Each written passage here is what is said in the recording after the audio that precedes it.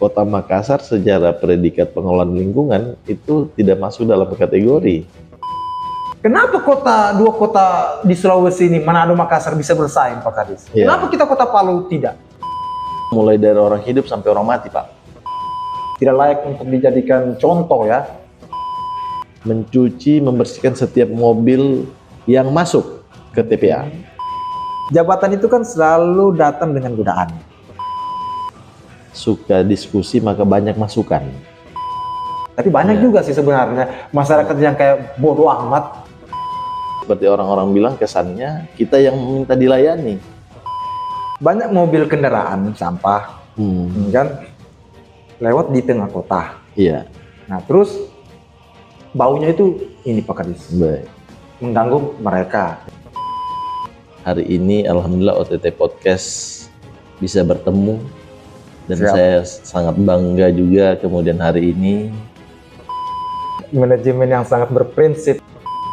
Hari ini alhamdulillah Kota Palu pernah mendapatkan penghargaan atas kota yang kondisi udaranya terbaik secara nasional.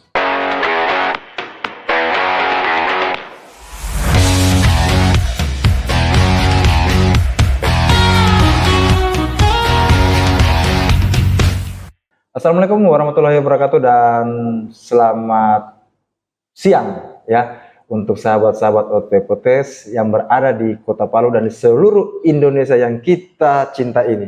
Nah guys, setiap kota itu menyimpan kisahnya sendiri. Ada kota yang harum karena kerja keras. Ada yang busuk karena kelalaian dan korupsi yang diam-diam tumbuh. Di balik tumpukan sampah selalu ada pertanyaan. Siapa yang membersihkan dan siapa yang mengotori? Hari ini kita akan berbincang bukan sekedar tentang kebersihan kota, tetapi tentang kebersihan nurani di balik jabatan. Bersama saya ditemani oleh Kepala Dinas Lingkungan Hidup, kita akan membahas antara integritas dan kepedulian. Nah, sebelum itu saya ingin membacakan beberapa referensi tentang prestasi dari DLH, ya. Dinas Lingkungan Hidup Kota Palu berhasil meraih Piala Adipura 2023 sebagai bentuk pengakuan atas peningkatan kebersihan dan pengelolaan lingkungan kota yang berkelanjutan. Selain itu, DLH Palu juga menorehkan prestasi membanggakan dengan meraih peringkat pertama dalam Indeks Kinerja Pengelolaan Sampah untuk wilayah region Sulawesi dan Maluku tahun 2023. Tidak hanya itu, DLH Palu turut memperoleh penghargaan pelopor peduli lingkungan hidup dari Finlandia serta penghargaan sebagai kota dengan daya saing tertinggi dalam kategori fiskal. Prestasi-prestasi tersebut menjadi bukti nyata komitmen DLH Palu dalam mewujudkan kota yang bersih, sehat, dan berdaya saing tinggi di tingkat nasional maupun internasional. Oke, kita langsung saja berdiskusi dengan Kepala Dinas Bapak Muhammad Arif, Kepala Dinas DLH Kota Palu. Halo Pak. Assalamualaikum warahmatullahi wabarakatuh. Waalaikumsalam warahmatullahi wabarakatuh Pak. Terima kasih Pak Kadis sudah hadir di OTT Podcast. Alhamdulillah bisa meluangkan waktunya jadinya. Terima kasih Saya sudah ketemu. bersedia meluangkan waktu juga Pak Kadis. Artinya dari beberapa memang sempat terundur-undur Pak Kadis ya. Betul, karena kegiatan kita yang kemudian juga harus turun ke masyarakat, ke lapangan, yang kemudian akhirnya membutuhkan waktu khusus, kita akhirnya bisa ketemu hari ini. Iya, suatu kebanggaan Pak Kadis. Oke Pak Kadis, sebelum kita masuk ke topiknya kita Pak Kadis, boleh sedikit saya minta Pak Kadis sedikit lagi perkenalan diri lagi Pak Kadis dari nama dengan profesi sebagai Kepala Dinas Lingkungan Hidup. Baik. Siap, silakan. Terima kasih. Bismillahirrahmanirrahim. Assalamualaikum warahmatullahi wabarakatuh. Selamat pagi menjelang siang. Oh ya, pagi menjelang siang, siap. Saya Muhammad Arif, SSTP MSI, selaku Kepala Dinas Lingkungan Hidup Kota Palu. Hari ini alhamdulillah OTT Podcast bisa bertemu dan Siap. saya sangat bangga juga kemudian hari ini mendapat teman lagi, mendapat sahabat lagi untuk kemudian bagaimana bisa sama-sama menjaga Kota Palu ini untuk bisa terus berbenah, karena kerja cerdas itu tidak harus kemudian berdiri sendiri, tapi kemudian bagaimana kemudian bisa bersama-sama dengan semua elemen masyarakat Kota Palu. Harapannya tentunya perbaikan, kemudian pembenahan itu terus kita akan lakukan secara bersama-sama sesuai dengan kebutuhan dan juga dengan keinginan masyarakat. Nah, semakin banyak masyarakat yang kemudian berkeinginan untuk merubah, maka itu adalah cambuk dan spirit buat saya untuk kemudian bagaimana kita bisa sama-sama merubah Kota Palu ini sesuai dengan harapan dan keinginan seluruh masyarakat Kota Palu. Nah, kemudian Dinas Lingkungan Hidup juga saya sudah menjabat sejak tahun 2022 dan alhamdulillah sampai dengan hari ini masih dipercayakan oleh Bapak Wali Kota Luar biasa. untuk menahkodai Dinas Lingkungan Hidup dengan harapan tentunya sekali lagi masyarakat, pemerintah bisa berkolaborasi untuk bagaimana kita menjaga Kota Palu agar bisa lebih baik lagi ke depan. Saya kira itu mungkin tambahannya. Oke, boleh. Terima kasih banyak Pak Kadis sudah sedikit menjelaskan mengenai tentang profesi Bapak ya. Oke Pak Kadis, kita coba masuk ke topik ya. Pertanyaan dari sesi tanya jawab edukasi kita. Kita ngobrol santai di sini Pak Kadis supaya saya kira semakin banyak pertanyaan itu berarti semakin banyak juga tugas yang akan kita lakukan. Iya sih ya Pak Kadis. Dan mudah-mudahan kita bisa kerjasama untuk amin. Amin.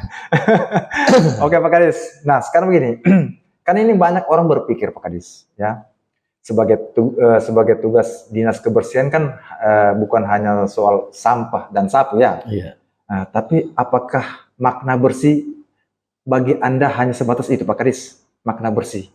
Iya, jadi sedianya saya selalu sampaikan ke mana-mana bahwa setiap orang itu tidak ada yang inginkan kondisi lingkungan ataupun kondisi tempatnya beraktivitas itu kotor.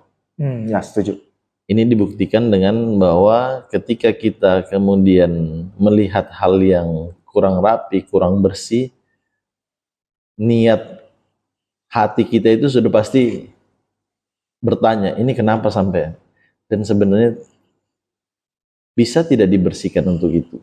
Maka kemudian kalau berbicara masalah bersih, saya kira semua orang punya keinginan. Makanya tinggal kemauan kita untuk kemudian mendorong bersama-sama untuk bagaimana menjaga kebersihan itu sehingga bisa dirasakan oleh semua orang.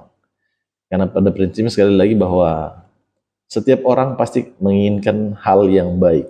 Setuju. Kalau baik itu dalam kategori bersih, maka kotor adalah kategori tidak baik. Setuju sekali Pak Kadis. Mantap, luar biasa Pak Kadis. Wah, dan baru satu pertanyaan itu, tapi sangat bermakna sekali. Oke Pak Kadis, kita coba masuk ke integritas dalam jabatan ya. Nah Pak Kadis, memimpin sebuah dinas berarti memegang kuasa atas anggaran besar. Ya. Nah, bagaimana Anda menjaga agar kekuasaan itu tidak menodai niat pelayanan? Silakan Pak Kadis. Iya, tentu anggaran itu disusun berdasarkan program. Siap. Program yang kemudian harus direncanakan. Siap. Maka dalam susunan anggaran itu ada namanya perencanaan, ada namanya pelaksanaan. Nah, dalam perencanaan tentu kita sudah harus menyusun strategi, melibatkan siapa saja, apa yang dibutuhkan. Jadi kalau dalam administrasi itu ada namanya POAK, Planning, Organizing, Actuating, dan Control. Itu singkatan, kepanjangannya ya? Itu POAK, Planning, Organizing, Actuating, Pelaksanaan, dan Kontrol. Oke. Jadi maka sebuah program, sebuah kegiatan itu sedianya harus ada perencanaan yang baik. Maka kemudian dengan perencanaan yang baik diharapkan anggaran pun yang dibutuhkan atau yang digunakan itu sesuai dengan perencanaan yang sudah kita anggarkan perencanakan sebelumnya. Jadi jangan sampai nanti perencanaannya untuk menuju Adipura tapi kemudian pelaksanaannya untuk kegiatan lain. Nah itu yang iya. Maka kemudian pemerintah kota dalam sistem penyusunan dokumen ada namanya RPJM. Kemudian ada RPJP. Boleh, tapi Pak Kadis salah. Boleh di kepanjangannya? Rencana Pembangunan Jangka Menengah. RPJM itu Rencana Pembangunan Jangka Menengah Daerah. Ada jangka panjang, ada jangka pendek. Iya. Nah, yang jangka pendeknya ini yang kemudian biasa disebut dalam implementasi itu dengan namanya dokumen rencana kebutuhan anggaran atau RKA. Ya, oke, RKH. Rencana kebutuhan anggaran atas program yang kita susun. Ya. Nah, dari situ kemudian bersama-sama dengan tim anggaran pemerintah daerah yang namanya tim anggaran TAPD untuk mengkolaborasikan, mensinergikan antara program besar Bapak Wali Kota dengan seluruh OPD yang ada di Kota Palu. Maka ketika ada program yang tidak sejalan dengan visi misi Bapak Wali Kota, maka program itu akan di pending dulu. Nah, alhamdulillah hari ini Bapak Wali Kota Palu dengan program Palu Adipura, maka kemudian kita OPD atau dinas teknis yang mengurus itu harus mampu menerjemahkan program apa yang harus dilakukan untuk menuju itu. Oh, ya. Nah, dari perencanaan program itulah kemudian dimunculkanlah kebutuhan anggaran. Yang juga nantinya kebutuhan anggaran akan kita diskusikan dengan teman-teman di DPRD selaku pengawas budgeting ya, pengawas anggaran, yang kemudian nanti ketika disepakati itulah yang kita laksanakan berdasarkan dokumen anggaran, dokumen pelaksanaan anggaran namanya DPA yang setiap tahun kita buat dan kita susun dan ditetapkan secara bersama-sama antara pemerintah dan legislatif, DPR dan eksekutif. Jadi seperti itu. Jadi untuk mengawalnya, maka kemudian dokumen pelaksanaan anggaran itu yang kemudian kita evaluasi setiap 3 bulan. Kalau di pemerintah kota itu setiap tanggal 5 bulan berjalan ada namanya evaluasi TEPRA. Oke. Tentang serapan anggaran, tentang pelaksanaan kegiatan, realisasi anggaran, sudah apa semua yang dibuat di triwulan 1 misalnya, bulan ini sudah apa yang dilaksanakan sesuai tidak dengan perencanaan. Nah, maka dalam rangka pengawasannya kita pun juga dievaluasi oleh Bapak Wali Kota melalui kegiatan yang namanya TEPRA, Rapim TEPRA itu untuk kemudian memastikan program yang sudah direncanakan berdasarkan bulan tahunnya itu dievaluasi untuk dilihat realisasinya.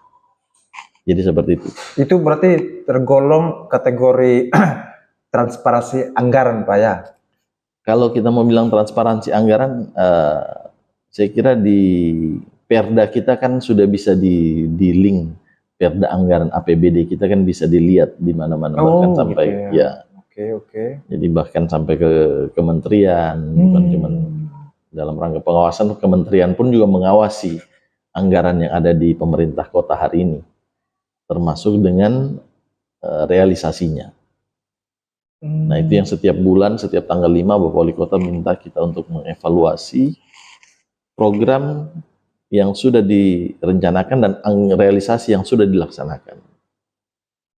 Jadi seperti itu, setiap bulan kita dievaluasi untuk setiap bulan untuk melihat program dan realisasi, sehingga untuk menekan deviasi atau kesalahan dalam melaksanakan program itu bisa cepat diantisipasi kalau kemudian setiap bulan itu kita sudah mampu mengidentifikasi persoalan-persoalan yang terjadi. Jadi seperti itu. Wah, luar biasa. Detail sekali, guys. Detail sekali sama-sama. Nah, itu jadi kadang kan supaya masyarakat juga kan yang sipil atau kan mungkin pada tahu Pak Kades ya. Iya, mudah-mudahan.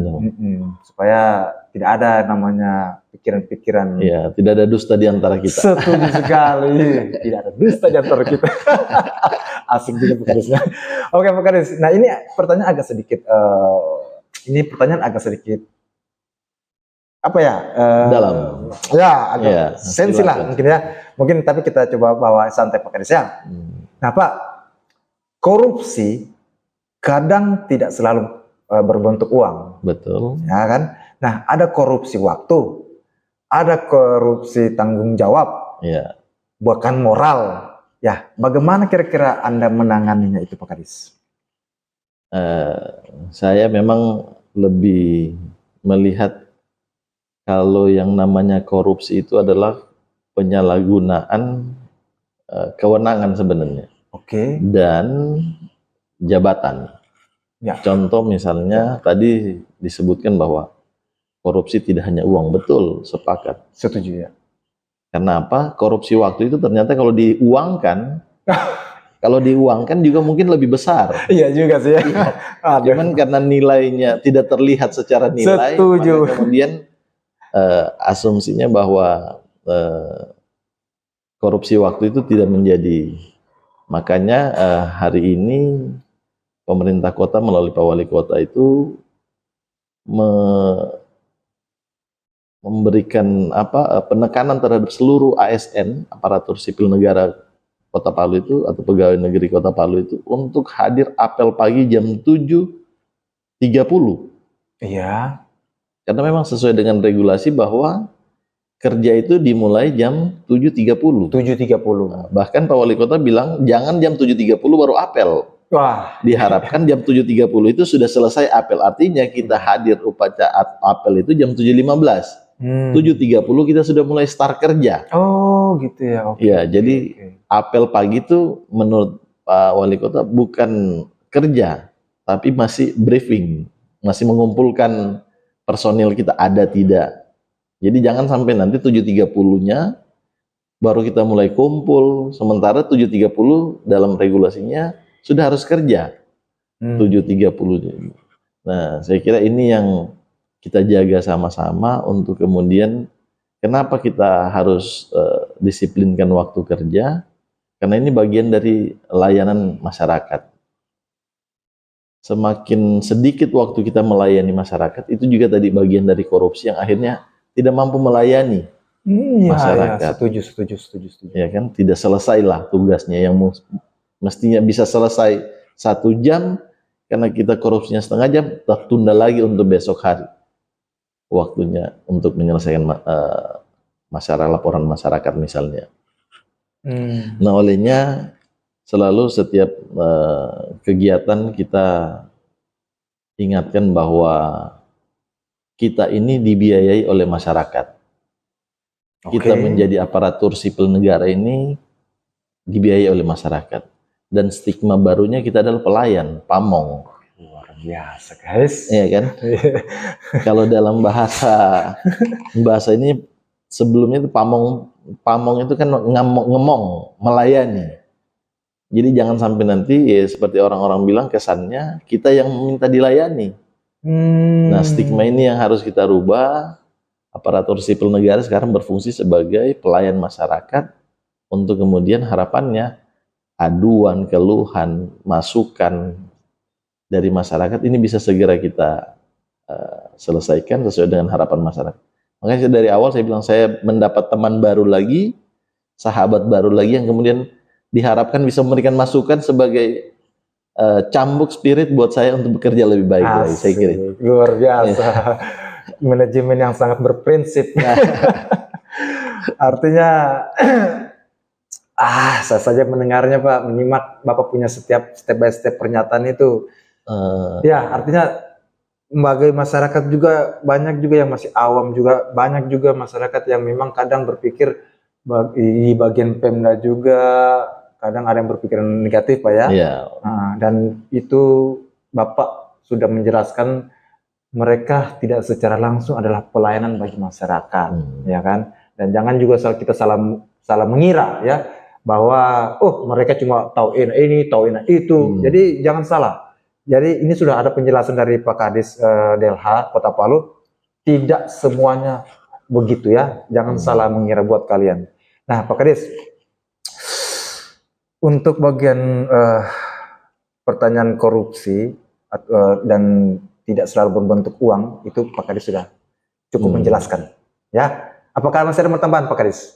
Iya, jadi kemudian saya sampaikan bahwa tadi korupsi dalam rangka memberikan pelayanan yang kurang maksimal karena keterbatasan waktu atau penyalahgunaan waktu, ya, ini menjadi catatan penting buat kita. Karena apa? Karena ada juga kadang-kadang begini, masyarakat itu sudah menyampaikan laporan, keluhan berkaitan dengan layanan. Jangan sampai nanti ketika kita belum mampu melayani, kita dianggap korupsi waktu karena tidak melakukan pelayanan yang baik. Setuju. Ya kan? Nah, perlu juga dipahami bahwa pemerintah kota hari ini, khususnya Dinas Lingkungan Hidup, juga punya keterbatasan. Ya. Karena pelayanan itu juga butuh personil, Setuju. butuh sarana, kemudian butuh butuh waktu. Waktu menjadi penting memang paling pertama, tapi kemudian sarana dan prasarana termasuk personil ini juga kita butuhkan. Hari ini di Dinas Lingkungan Hidup dengan jumlah personil kurang lebih 1.080 orang. Oke. 1.080 orang itu 1.080 orang. 1.080 orang yang kemudian tugasnya itu terdiri dari 4 bidang. 4 bidang. 4 divisi lah. 4 seperti divisi. itu. Jadi divisi masalah pengelolaan sampah. Ya. Kemudian divisi masalah pengelolaan ruang terbuka hijau. Ya. Kemudian divisi masalah tata penaatan berkaitan dengan dokumen lingkungan, ya, berkaitan dengan ketaatan masyarakat terhadap dokumen lingkungan yang harus dimiliki. Itu. Kemudian divisi keempat itu ada divisi yang berkaitan dengan penanganan pencemaran. Iya, jadi memang DLH ini tugasnya kalau bisa dibilang mulai dari orang hidup sampai orang mati, Pak. Oh gitu ya? Iya, kenapa? Karena mulai dari TPU, tempat pemakaman umum, ya, sampai dengan ruang terbuka hijau, kemudian sampah yang dihasilkan, ya, kemudian masalah ketaatan terhadap dokumen. Jadi setiap pelaku usaha. Nah, dari banyaknya tugas ini, personil kita yang tadinya 1.080 orang itu kebanyakan di bidang operasional terhadap pengelolaan sampah.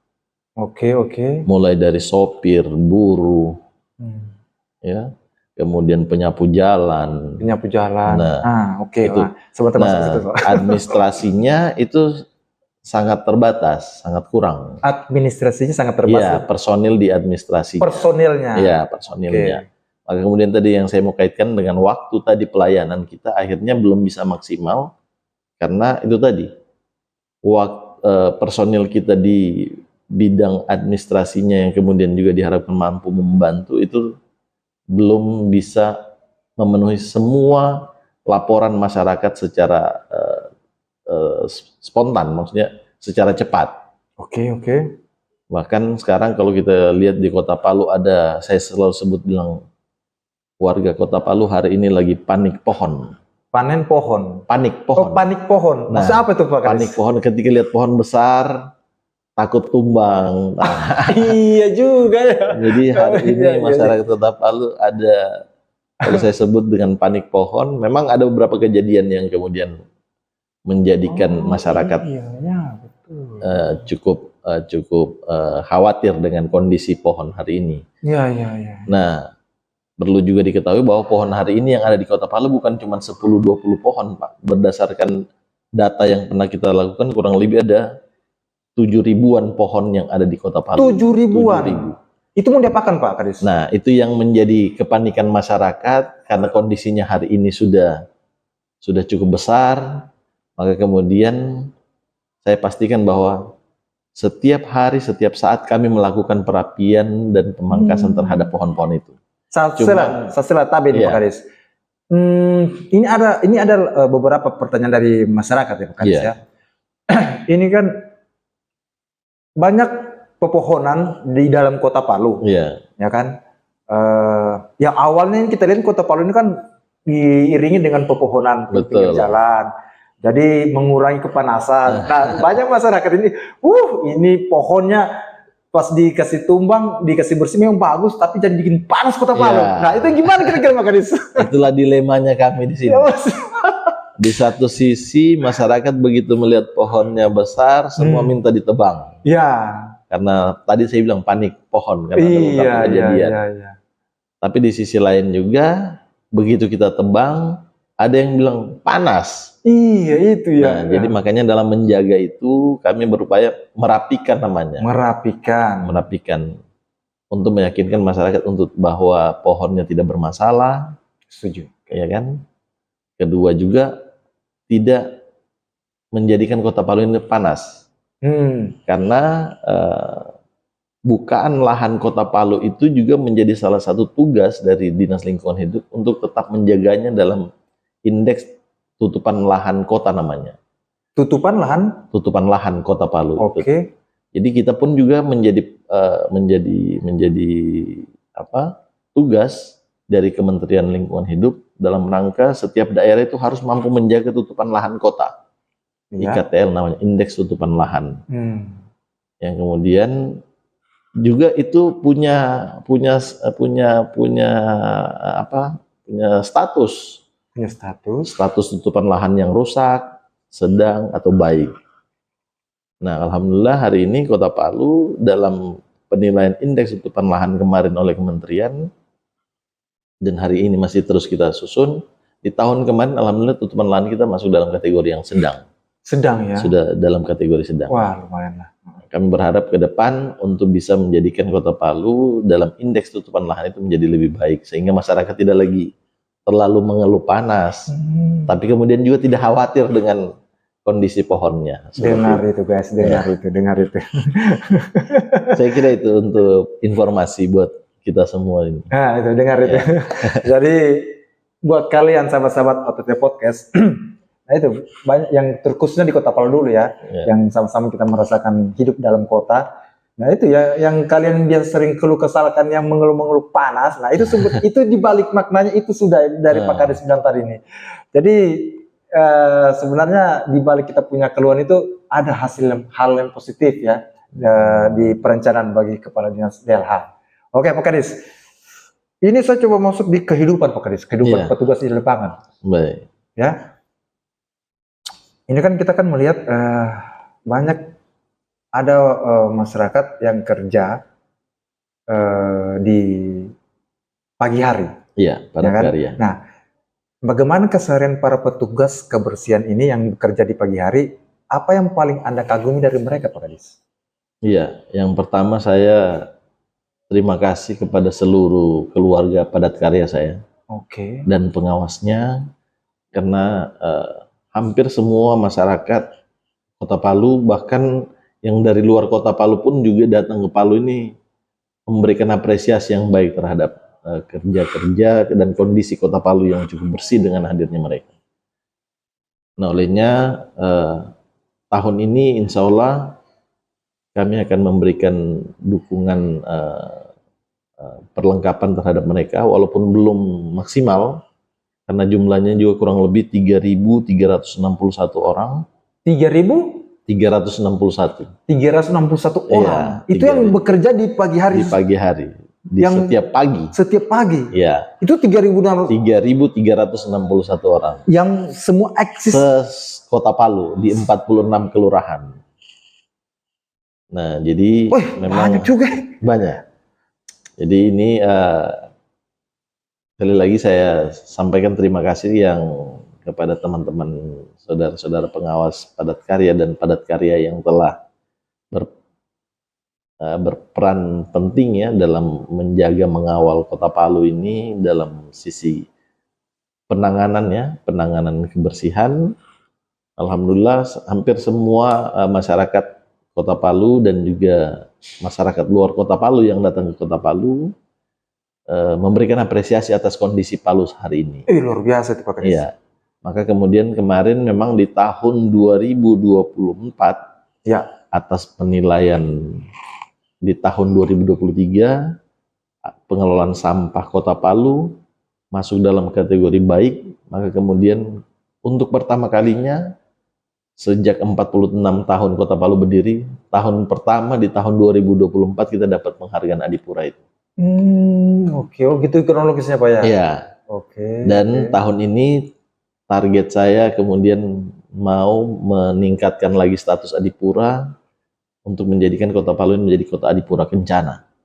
Jadi strata tertinggi dari penilaian pengelolaan persampahan itu dalam kategori Kementerian Lingkungan itu stratanya yang pertama adalah Adipura Kencana, kemudian yang kedua Adipura, kemudian yang ketiga ada sertifikat Adipura, Sertifikat. yang keempat itu kota terkotor.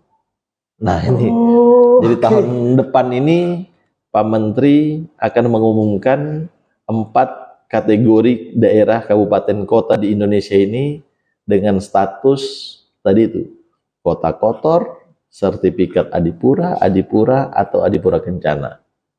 Nah, jadi strata tertinggi dari pengelolaan sampah itu adalah Adipura Kencana. Dan ini target kami insya Allah di tahun 2025 ini, 2026 dengan waktu penilaian 2025 ini kita berharap di 2026 Kota Palu bisa meraih Adipura Kencana dengan dukungan dan kerjasama dari kita semua. Amin, amin, Insya Allah, amin.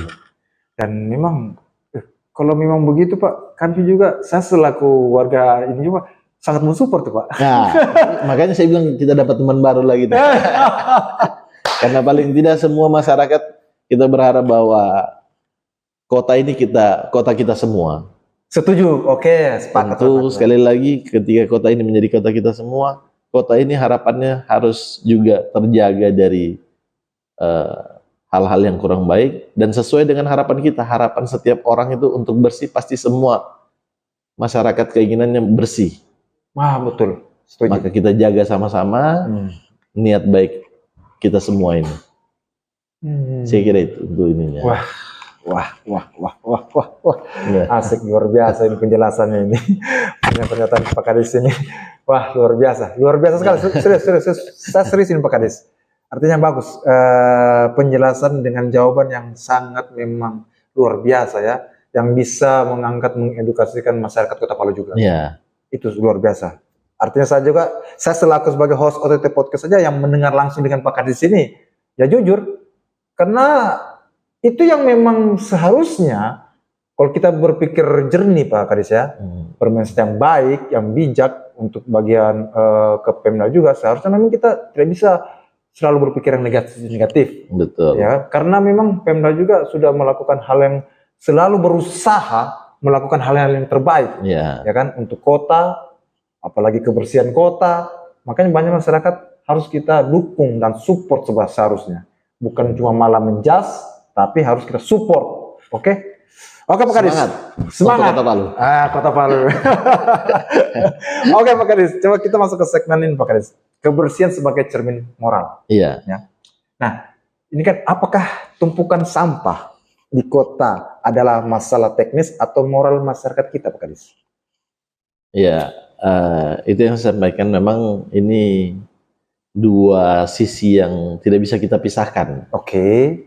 Dari secara teknis tadi saya sampaikan bahwa kemampuan sarana prasarana kita hari ini juga kami akui belum maksimal. Oke. Karena berdasarkan data kami dari jumlah timbulan sampah Kota Palu yang hari ini kalau dihitung berdasarkan jumlah penduduk itu ada kurang lebih 198 ton. 198 ton per hari. Per hari. Per hari.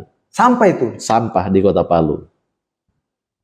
Nah, jadi ini perlu kita pahami bersama. Kenapa saya sampaikan ini, bahwa setiap kita, setiap jiwa, setiap manusia itu akan menghasilkan sampah 0,5 sampai dengan 0,7 kg per hari.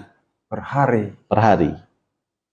Nah, jadi kita harus sadari bahwa setiap kita ini, saya, Bapak, Ibu semua, itu menghasilkan sampah 0,5 sampai dengan 0,7 kg per hari. Per hari itu Pak Kadis ya? Per hari. Nah, makanya kalau kita berhitung dengan jumlah penduduk Kota Palu, maka kurang lebih ada 198 ton sampah Kota Palu itu per hari. Per hari itu. Pertanyaannya, mampukah semua ditangani? Ya, itu gimana? Itu tadi. Ya. Oh iya ya. Sampah tertumpuk itu tadi. Iya. Jadi berdasarkan data kita, sampah yang masuk ke TPA, tempat pemrosesan akhir sampah, itu berjumlah kurang lebih 150 sampai dengan 170 ton per hari. Maka kemudian kalau kita hitung berdasarkan dari jumlah timbulan sampah awal, maka ada kurang lebih 15% memang yang belum mampu kita tangani. Makanya kalau kemudian hari ini ada yang masih mengeluh, kami sadar itu. Masih mending lah Pak, 15%. Itu tinggal sedikit. Jangan kalau memang maksudnya 85% ya itu memang sudah keterlaluan sih. Tinggal 15% ya tinggal sedikit lagi dong. 85% kan sudah dikuasai istilahnya kan bayar. Makanya hal ini pun juga sekali lagi kerja-kerja kami pun juga menjadi diawasi oleh Kementerian Lingkungan, Pak. Oke. Jadi tidak kerja asalan karena datanya pun juga harus kita laporkan ke Kementerian Lingkungan berkaitan dengan status tadi itu. Oh iya. Yang kita tidak ingin status Kota Palu ini turun lagi. Dari sudah di kasarnya sekarang sudah di predikat Adipura, jangan sampai turun lagi ke sertifikat atau bahkan. Setuju. Kita mau niat untuk kemudian bagaimana bisa menaikkan. Nah makanya hari ini bagaimana menangani 15% itu, kami punya program yang namanya pembentukan bank sampah di setiap kelurahan. Bank sampah di setiap kelurahan? Ya, bank sampah. Kenapa? Setelah kita evaluasi ternyata sampah ini kalau tidak tergabung, tercampur, itu semua ada manfaatnya. Semua ada nilainya. Nah, saya juga perlu sampaikan bahwa jenis sampah Kota Palu ini berdasarkan hasil riset kita itu kurang lebih 70% itu adalah sampah organik. 70% itu sampah organik. Sampah organik itu ada sisa makanan. Ya. Kemudian daun-daun ya. Ya, oke. Nah, seperti itu. Jadi 70%-nya itu sisa makanan dan sampah organik lah. Ya. 30%-nya itu plastik, besi, kaca, kardus. Nah, ini yang saya bilang tadi. Kalau sampah ini mampu kita pilah, maka sampah itu akan ada nilainya. Oke. Inilah pegiat-pegiat bank sampah yang hari ini mulai kita terus dorong, yang hari ini terus kita bina. Kemarin lagi, alhamdulillah saya memberikan penguatan kapasiti terhadap 12 bank sampah yang ada di Kota Palu. 12 bank sampah unit yang ada di Kota Palu untuk bagaimana terus giat melakukan pemilahan, karena ternyata dari hasil pilahan itu juga punya nilai ekonomi yang paling tidak bisa menghidupkan dapur mereka masing-masing. Oh iya, nah itu betul juga. Kira-kira ininya. Dengan catatan sampahnya harus dipilah. Dan ini pemilahan ini yang harus didukung oleh semua masyarakat. Memang tugas kita untuk melakukan pelayanan pengangkutan sampah, tapi kemudian kami berharap ke depan masyarakat juga mau meluangkan waktunya untuk memilah dan memilih jenis sampahnya untuk diletakkan di tempat sampah. Kenapa? Karena sekali lagi, sampah yang Bapak Ibu buang itu sedianya bisa dimanfaatkan kembali kalau ini terpisah. Dan kami berharap seluruh masyarakat Kota Palu untuk mau dan mampu mendukung program ini, sehingga juga membantu keluarga-keluarga kita yang petugas sampah, pemulung kita, untuk kemudian memberikan nilai secara tidak langsung terhadap petugas-petugas di lapangan seperti itu. Oke.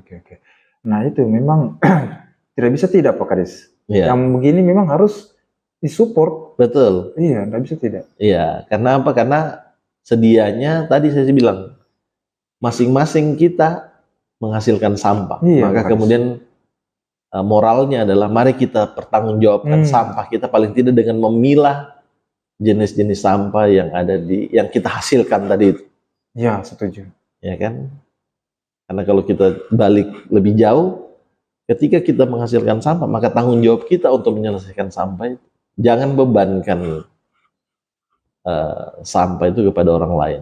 Termasuk mungkin bukan pemerintah mau lepas tangan, tapi kita harus sadar bahwa kitalah yang menghasilkan sampah itu. Setuju. Dan kesadaran diri. Ya. Jadi betul. kalau Anda hari ini belum mampu membersihkan, paling tidak jangan mengotori. Dengar itu Ya kan? dengar itu.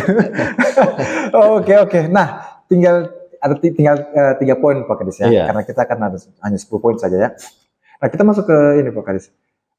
Antara kepedulian dan pencitraan ya. Iya. Nah, ini kan banyak pejabat terlihat turun ke lapangan saat momen tertentu saja. Iya. Ya kan? Nah, ini bagaimana membedakan antara kepedulian sejati dan sekedar seremonial? Ini pertanyaan yang agak sulit ini.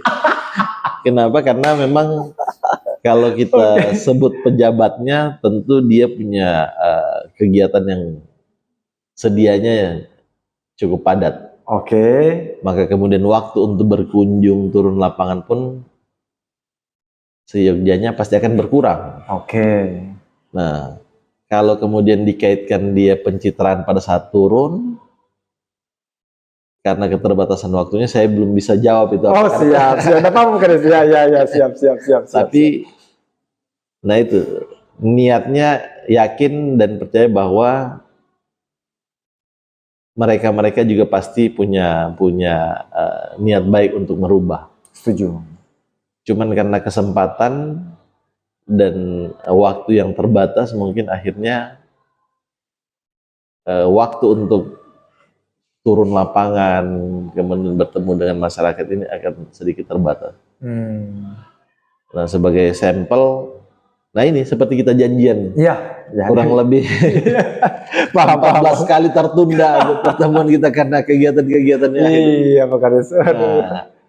Nah, jadi kalau saya selalu berpikiran positif saja bahwa setiap kita pasti inginkan perubahan yang lebih baik. Setuju.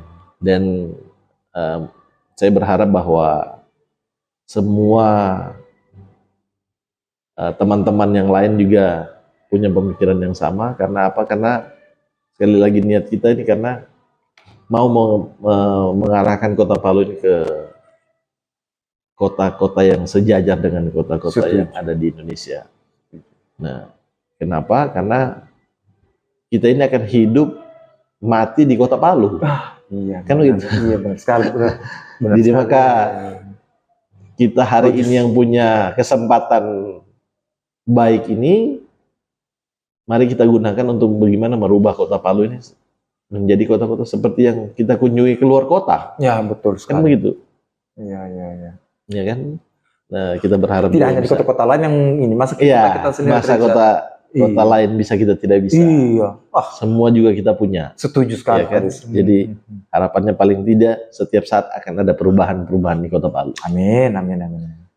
Nah, saya kira itu kalau berbicara masalah ini pencitraan atau kesempatan waktunya, saya belum bisa memberikan justifikasi. Siap, Pak Kadis. Oke, Pak Kadis, coba kita masuk ke segmen godaan jabatan. Apa itu? Ke segmen godaan jabatan. Godaan jabatan. Nah, pertanyaannya Pak Kadis ya. Nah, ini kan gini. Jabatan itu kan selalu datang dengan godaan. Iya. Betul tidak ya? Oke. Betul. Ya? Oke. Nah, apa prinsip pribadi yang menjaga Anda Pak Kadis agar tidak tergelincir? Silakan. Iya, kalau godaan terhadap jabatan, tentu kita dalam bekerja ada yang namanya panduan. Oke. Iya kan? Ada namanya regulasi. Ada juga yang namanya SOP. Iya, oke, setuju. Nah, saya pada prinsipnya bahwa saya basicnya sebenarnya ini ilmu pemerintahan. Saya sekolahnya bukan sekolah lingkungan, bukan sekolah teknik. Saya sekolahnya dulunya di STPDN. Nah, oke. Jadi hari ini ditempatkan di DLH, maka kemudian saya harus belajar lebih banyak lagi berkaitan dengan lingkungan karena beda. Iya. Artinya kalau orang teknik yang ada di lingkungan itu mungkin cepat nyambungnya. Kenapa? Karena semua aturannya, kemudian semua caranya itu mudah dipahami. Kalau saya kan harus belajar lagi. Maka langkah yang saya lakukan yang pertama adalah saya harus pelajari dulu apa tugas pokok saya di dalam menduduki jabatan itu. Oh gitu ya. Maka tupoksi itulah yang akan saya implementasikan secara sehari-hari sesuai dengan tupoksi itu. Jangan sampai nanti kita, contoh misalnya itu tadi, Pak Wali Kota maunya Adipura, kita kerjanya yang lain.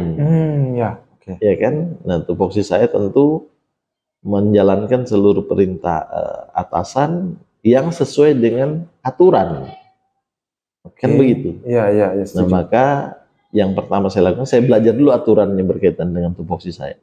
Sehingga ketika ada perintah dan sesuai dengan regulasi, kita akan jalankan. Tapi kalau kemudian bertentangan dengan regulasi, kita akan sampaikan ke pimpinan untuk menjadi telahan pimpinan dalam mengambil kebijakan.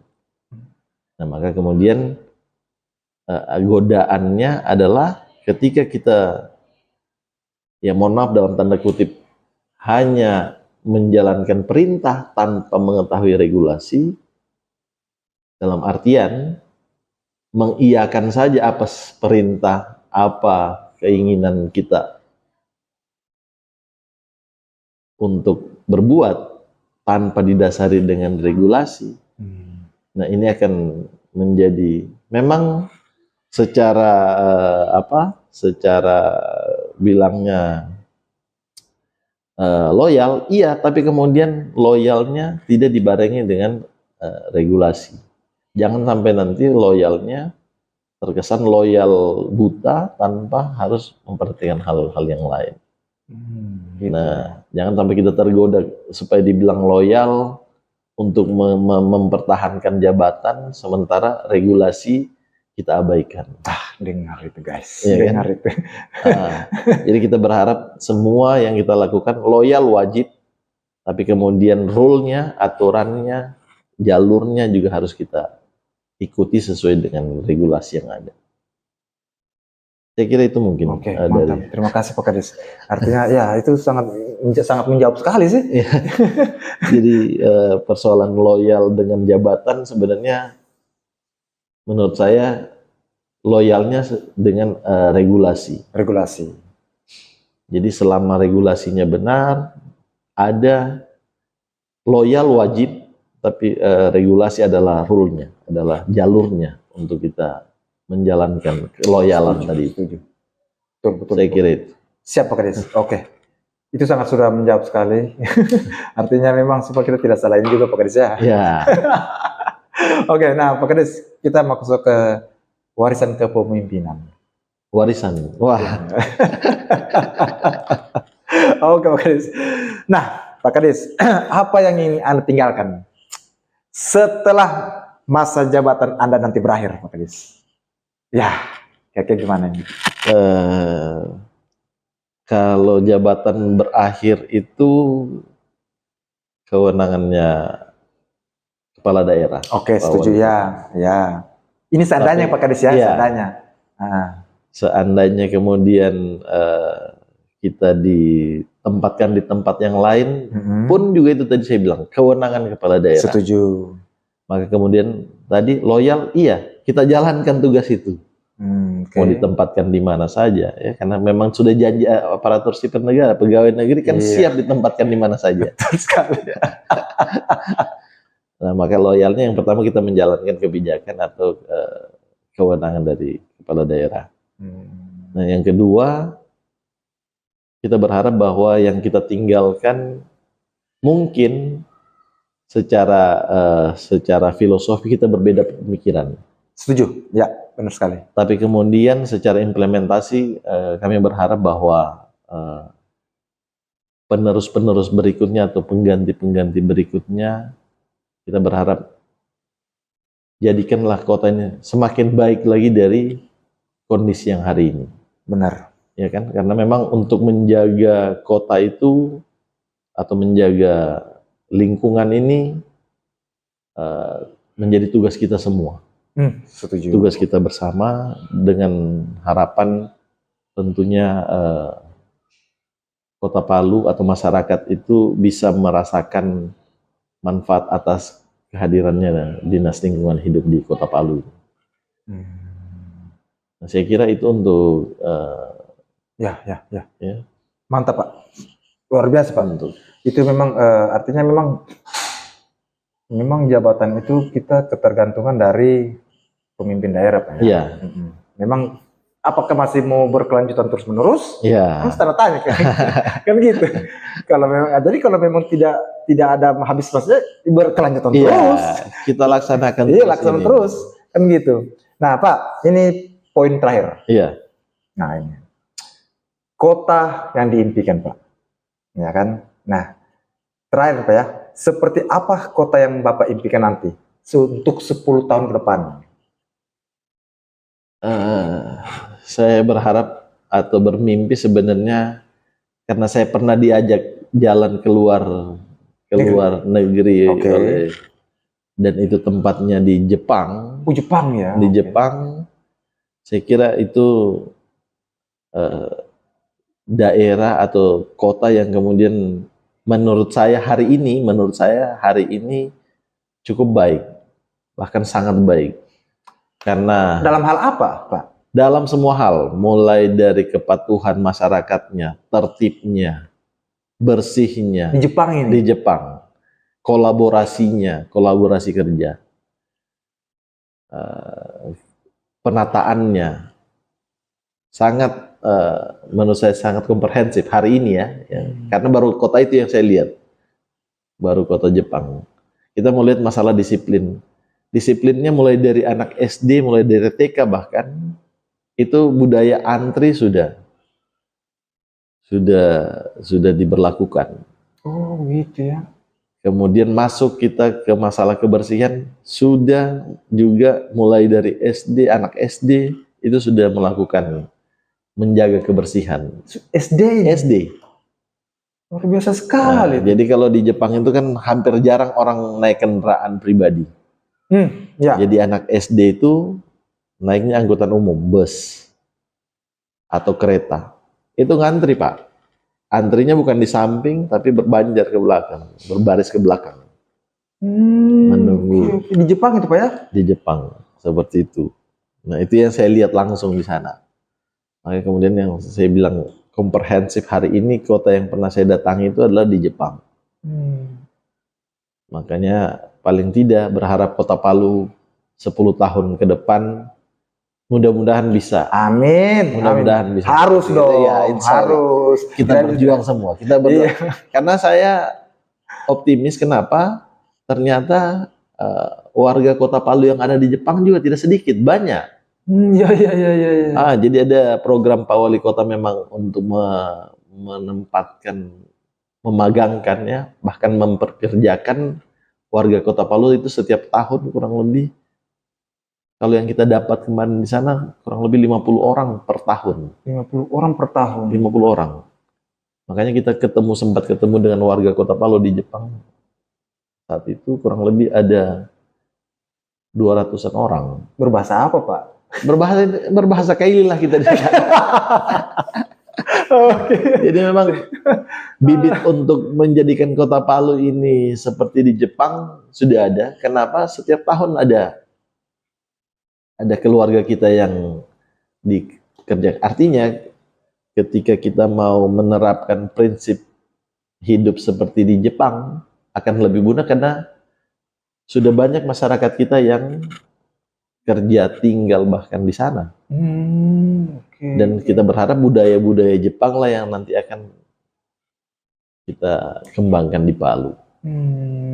Nah, jadi mulai dari budaya bersih, budaya tertib, budaya antri, bahkan kemudian disiplin, budaya disiplin.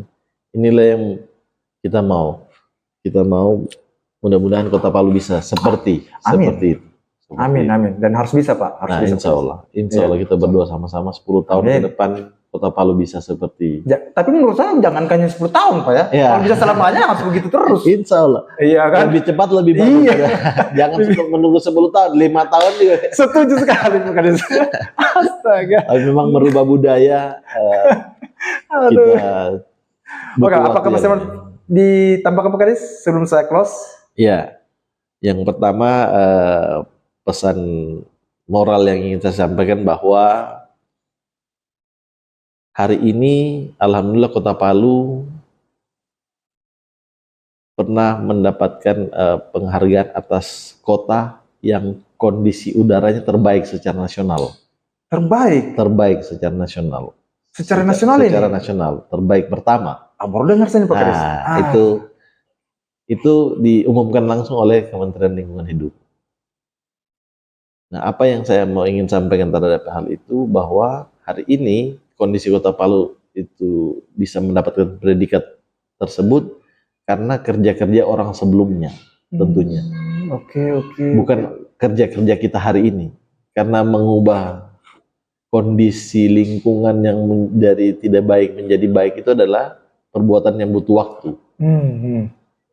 Maka saya yakin kondisi hari ini yang kita rasakan dan juga predikat yang disampaikan oleh KLH kemarin itu atas perbuatan orang-orang sebelumnya. Oke. Olehnya saya berharap bahwa kalau hari ini kondisi Kota Palu baik, maka kemudian kita apresiasi kepada teman-teman atau orang-orang tua kita sebelumnya. Ya. Dan yang pentingnya adalah apabila di kemudian hari, besok-besok hari, kondisi Kota Palu menjadi rusak, maka kitalah orang yang paling berdosa. Karena hari ini sudah merusak Kota Palu. Itu lagi. Ya, betul juga sih. Maka mulai dari kesempatan hari ini saya mengajak kepada kita semua untuk mari kita bersama-sama bertanggung jawab menjaga lingkungan ini, karena lingkungan ini akan dinikmati oleh generasi-generasi kita yang akan datang. Jangan sampai kita yang mencemari lingkungan sehingga merusak generasi-generasi kita yang akan datang. Karena dosa itu hari ini dosa kita pelakunya. Setuju. Untuk Kota Palu. Betul sekali Pak Kades.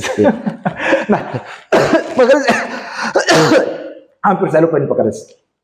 Ada titipan pertanyaan dari orang. Iya. Masyarakat. Nih. Dari beberapa gini kan, ini mereka titik pertanyaannya begini, banyak mobil kendaraan sampah kan lewat di tengah kota. Iya. Nah terus baunya itu ini Pak Kades, mengganggu mereka. Iya. Nah terus ada dua pertanyaan sih, apakah itu truk pembuangan sampah tidak ditutupi, kan banyak kan terbuka itu. Nah, terus apakah bagaimana mengantisipasinya Pak Kades ya? Ditutupi, terus apakah kendaraan itu memang diharuskan memang lewat kota atau tidak harus di pinggiran kota, dan mereka punya baknya itu tidak harus ditutup atau bagaimana? Itu pikir bagaimana mengantisipasinya Pak Kades? Baik, itu yang saya bilang, karena kita suka diskusi maka banyak masukan. Siap Pak Kades. Dan informasi ini sebenarnya sudah lama kami dengar. Oh, sudah lama. Sudah lama kami dengar. Maka kemudian hari ini langkah kami adalah membuat tempat pencucian kendaraan yang ada di lokasi TPA. Oke. Jadi hari ini alhamdulillah sudah mulai jalan kurang lebih minggu kemarin. Ini pertanyaan sebenarnya sudah lama saya dengar, makanya saya pun juga sudah antisipasi. Oh gitu lah, dengar itu. Jadi makanya saya selalu membuka ruang untuk kita diskusi untuk perbaikan. Kami tidak anti kritik, tapi tolong sampaikan hal yang kemudian bagaimana kita bisa membenahi bersama. Setuju Pak Kades. Ya kan? Ya, betul. Nah, makanya hari ini alhamdulillah sudah 4 hari kemarin laporannya. Alhamdulillah tempat pencucian kendaraan kita yang ada di TPA sudah jalan. Dan saya menempatkan 6 orang personel khusus untuk mencuci, membersihkan setiap mobil yang masuk ke TPA.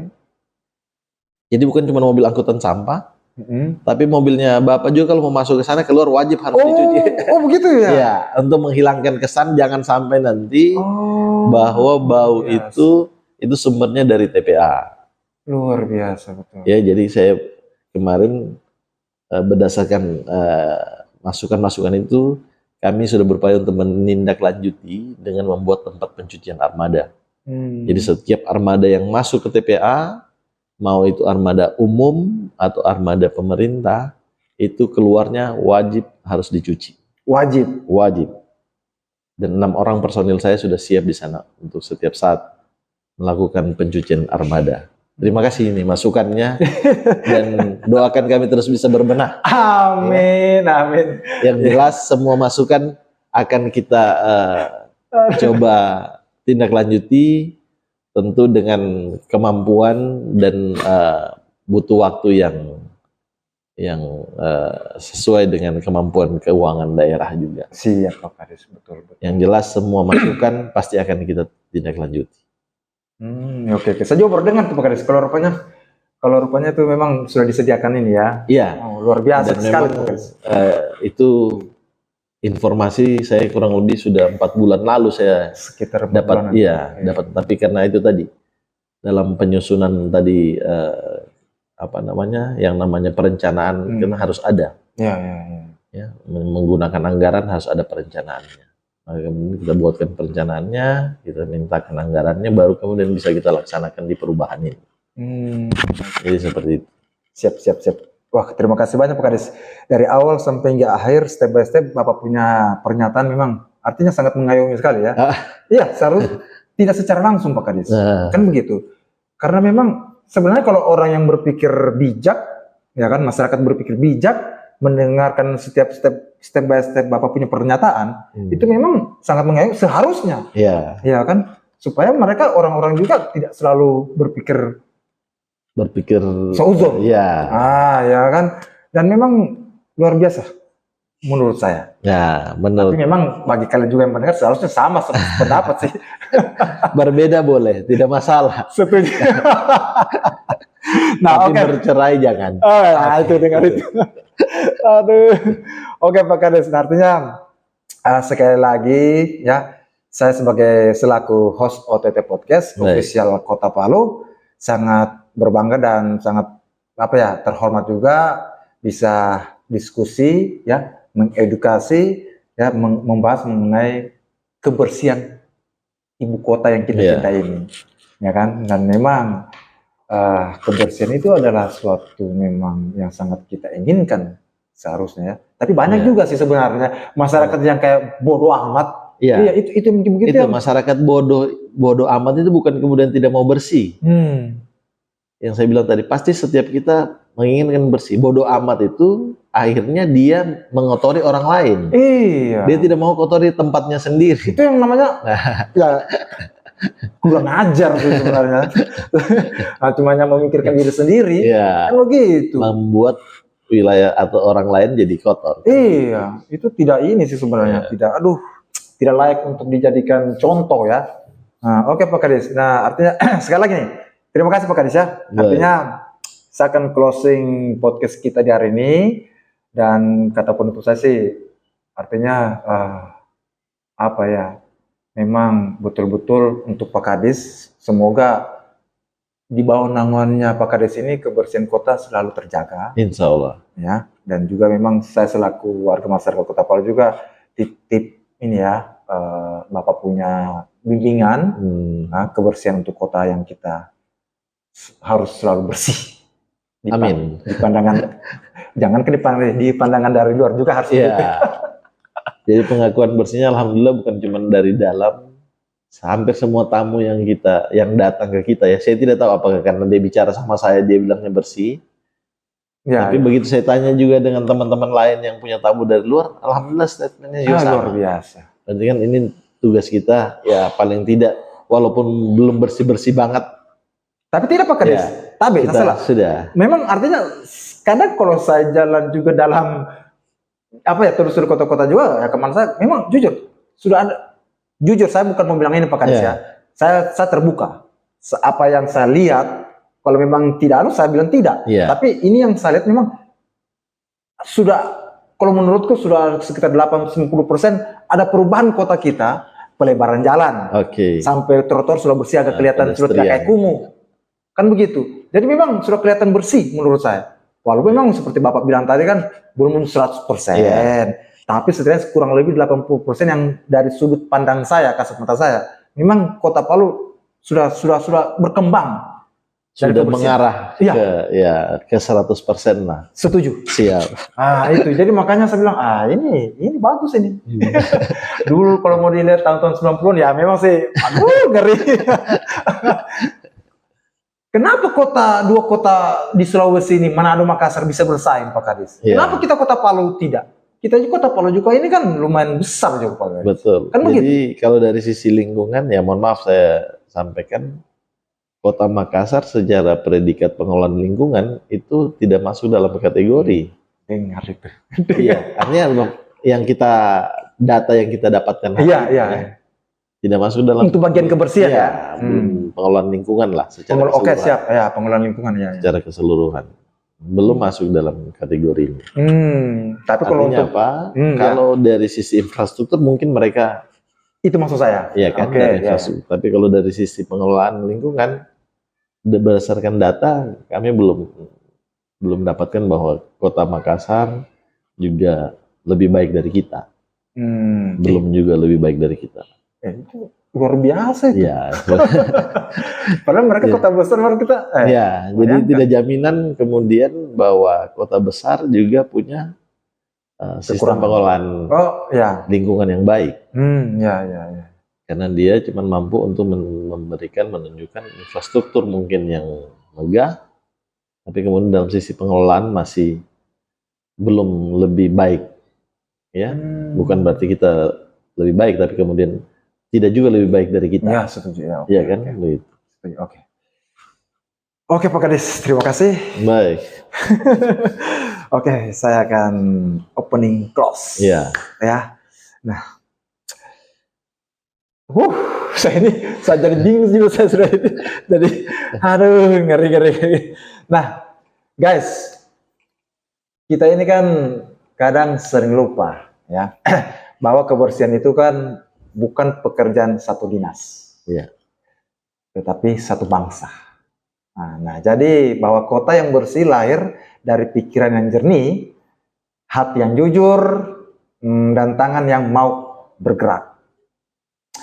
Nah, hari ini kita belajar bahwa membersihkan kota sama pentingnya dengan membersihkan niat, ya. Nah, semoga suara ini tidak berhenti hanya di telinga kita saja, guys, tapi menetes ke kesadaran kita semua, ya. Nah, terima kasih telah bersama kami, Bapak, ya, dan terima kasih juga buat kalian bersama OTT Podcast, Kota yang Bersih dengan hati yang bersih. Jadi buat kalian sahabat-sahabat, bila podcast kami ini selalu memberikan edukasi yang positif dan sangat bermanfaat untuk kalian semua, selalu memberikan suara, informasi yang selalu terpercaya dari OTT Podcast. Jangan lupa kalian subscribe dan bagikan untuk masyarakat yang harus tahu juga kota ini kita harus selalu bersih, ya Pak Kadis ya. Dan untuk akhir kata, sampai jumpa di episode berikutnya.